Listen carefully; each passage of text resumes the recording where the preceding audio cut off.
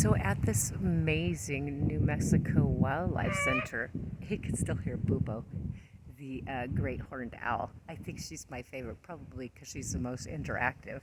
However, one of the things that you didn't probably, or I didn't probably say, was the fact that if they're able to release them back into the wild, they do so. However, some of them that have been, you know, taken by humans, they get an imprint of humans, and they're not able to go back into the nature, into wild, and survive. So that is pretty cool. I just wanted to add that if they are able to put them back into the wild, they do.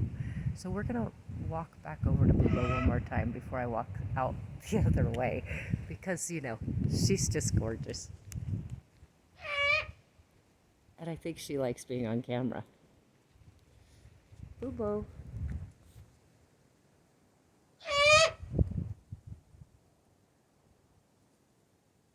Yeah, so good. She was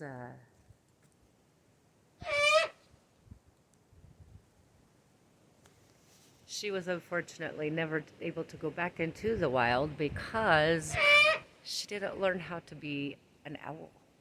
She They did take her to a rehabilitation center, but she wasn't capable of learning how to be a big great horned owl again. So we're gonna say goodbye to Bubo as she says goodbye to us. Goodbye, Bubo.